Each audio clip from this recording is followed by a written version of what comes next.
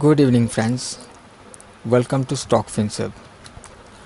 आज फिर से हम कुछ स्टॉक्स लेके आए आप लोगों के लिए कल के दिन ट्रेड करने के लिए, जिस पर आप कल के दिन ट्रेड के लिए एनालाइज कर सकते हो। तो फ्रेंड्स, आज का स्टॉक्स जो सिलेक्शन है उसको शेयर करने से पहले मैं कल के दिन का स्टॉक्स को जो आज के लिए मैंने पिक किया था, आप लोगों के साथ शेयर किया था, वो एक बार आप लोगों के साथ फिर से शेयर करना चाहता हूँ। तो जो हमारा पहला स्टॉक था आज के दिन के लिए वो था कोटक बैंक। हमने कोटक बैंक को सिलेक्ट किया था बाई साइड के लिए। तो फ्रेंड्स, देख सकते हो कोटक बैंक में हमने आपसे डिस्कस किया था कि अगर कोटक बैंक इस जो ब्लू लाइन यहाँ पर मार्क किया गया है इसके ऊपर अगर ओपनिंग होता है तो हम यहाँ पर बाइंग की अपॉर्चुनिटी ढूंढ सकते हैं। और आप देख सकते हो आज कोटक बैंक में एक अच्छा खासा मोमेंटम हम लोगों को देखने के लिए मिला है। उसके बाद फ्रेंड्स नेक्स्ट स्टॉक था हिंडल्को। हिंडल्को को देख लेते हैं। तो फ्रेंड्स, यहाँ पर आप देख सकते हो हिंडल्को में भी हमने जैसे कि आपको बताया था कि इस ब्लू लाइन के ऊपर अगर ओपन होता है तो यहाँ इसमें भी हम बाई की अपॉर्चुनिटी ढूंढ सकते हैं, बाई करके चल सकते हैं। तो इसमें भी हमें एक अच्छा खासा मोमेंटम देखने के लिए मिला है आज, राइट। तो नेक्स्ट स्टॉक जो था हमारा वो था ग्रासिम इंडस्ट्रीज में। हमने आपसे बोला था कि फ्रेंड्स अगर ग्रासिम इंडस्ट्री इस ब्लू लाइन के ऊपर ओपन होता है, क्योंकि इसका जो क्लोजिंग था लास्ट ट्रेडिंग सेशन में इसके नीचे था, राइट, ये एक रेजिस्टेंस लेवल था, इसके नीचे था। तो अगर ये इसके ऊपर ओपनिंग होता है तो हम यहाँ पर एक बाइंग की अपॉर्चुनिटी ढूंढ सकते हैं। और आज आप देख सकते हो मार्केट इसके ऊपर ओपन हुआ और ऑलमोस्ट उसी लेवल पर आकर सपोर्ट लेकर फिर ऊपर चला गया। हालांकि ये आज इतना अच्छा खासा मोमेंटम नहीं दिया, बट ये फिर भी हमारे लेवल के ऊपर ओपन होकर एक बाइंग का सिनेरियो यहाँ पर क्रिएट किया है। इसको फ्रेंड्स आप कल के लिए भी देख सकते हो। इसको आप एक कंटिन्यू सेशन में ले सकते हो इसको, क्योंकि इसका अगर मैं फर्स्ट टारगेट आपको बताऊं कि इसको एक मिनट मैं एक बार आपको बता देता हूं। यहाँ पर इस लेवल के ऊपर अगर जाता है 1475 के ऊपर अगर निकल के सस्टेन करता है तो फिर यहाँ तक का ऑलमोस्ट यहाँ तक का एक मोमेंटम हमें देखने के लिए मिल सकता है ग्रासिम में। क्योंकि ग्रासिम यहाँ से जब अपने सपोर्ट से उठा है तो यहाँ पर एक रेजिस्टेंस का एक फॉर्मेशन हुआ है, तो यहाँ तक इसको जाना चाहिए। ओके, सो इसको आप कल के दिन के लिए भी देख सकते हो। उसके साथ फ्रेंड्स हमारा जो नेक्स्ट स्टॉक था वो था सन फार्मा।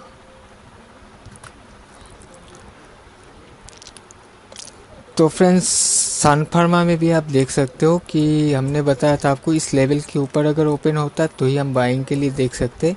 और आज एग्जैक्ट उसी लेवल के ऊपर ओपन हुआ और एक अच्छा खासा यहाँ पर हमें मोमेंटम देखने के लिए मिला है।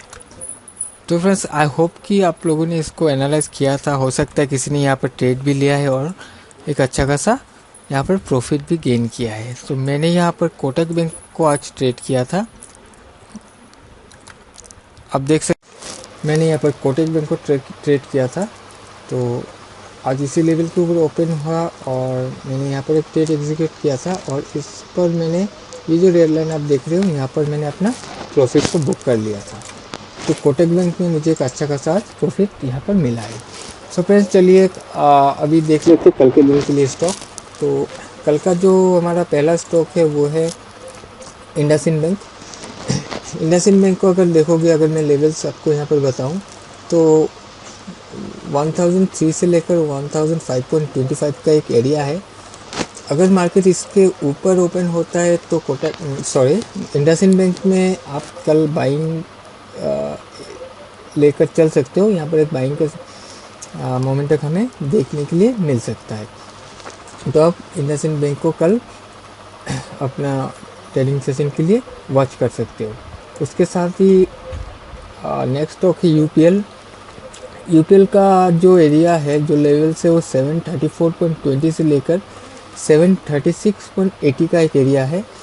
जो कि एक सपोर्ट एरिया था, उस एरिया को तोड़ने के बाद मार्केट नीचे आया, लेकिन सस्टेन नहीं कर पाया, फिर से ऊपर जाकर यहाँ पर क्लोज दे दिया है। तो अगर कल मार्केट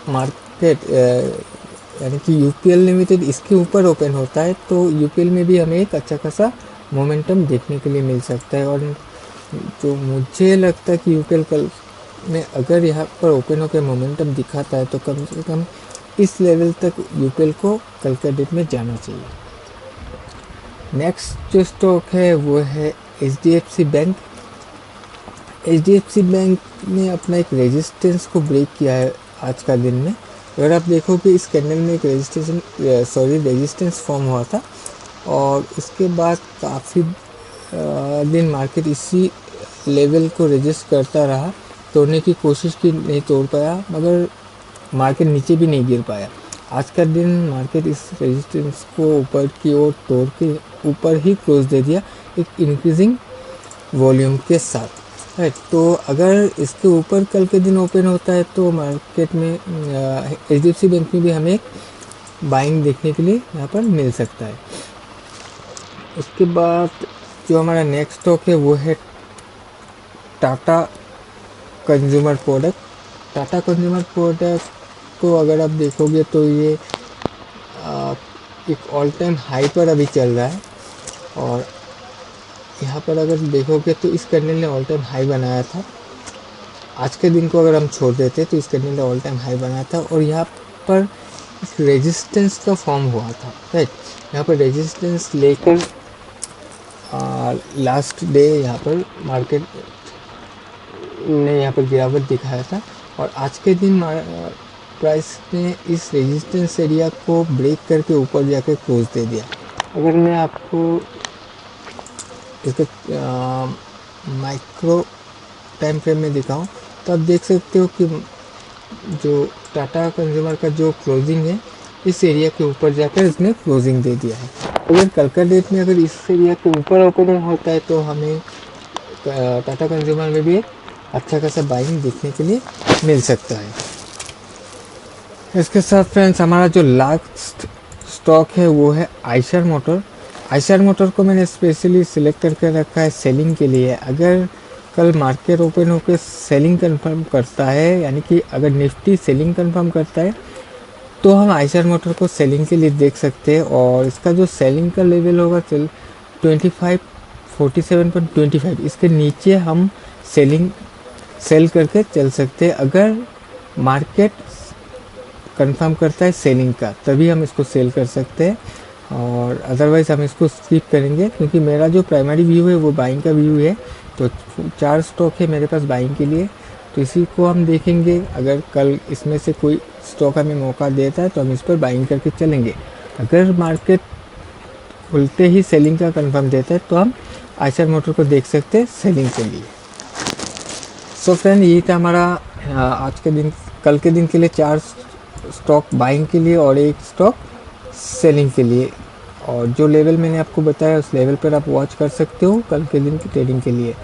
लेकिन याद रखिएगा फ्रेंड्स, आप जो भी डिसीजन लेते हो आप अपने से ही डिसीजन लेना। मेरा जो भी एनालाइज है वो मेरा एनालाइज है। मैं जो भी ट्रेड लूँगा मैं अपने रिस्क एपेटाइट के हिसाब से ही लूँगा। तो आपका कोई भी डैमेज होता है तो वो कम्प्लीटली आपका रिस्पॉन्सिबिलिटी है। मेरा या फिर मेरे चैनल का यहाँ पर कोई रिस्पॉन्सिबिलिटी नहीं रहेगा। तो फ्रेंड्स, चलिए आज का वीडियो यहाँ पर वाइंड अप करते हैं और मिलते हैं हम एक नए वीडियो के साथ। यहाँ पर मैं आपके साथ और भी स्टॉक शेयर करूँगा जिससे आपको कुछ नॉलेज मिले। आप भी देख सकते हो किस तरह से लेवल काम करता है, किस तरह से लेवल वर्क करते हैं, राइट।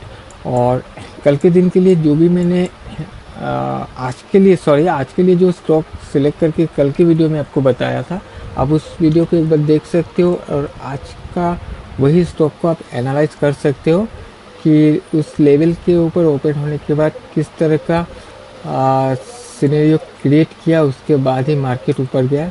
तो इससे आपको हेल्प मिलेगा मार्केट में काम करने के लिए। तो आप एक गलत स्टॉक को चुनने से या फिर एक गलत स्टॉक पर एंट्री करने से बच सकते हो। तो चलिए फ्रेंड्स, यहाँ पर मैं ख़त्म करता हूँ इस वीडियो को और मिलते हैं हमारे एक नए वीडियो के साथ। तब तक के लिए have a good day and safe trading.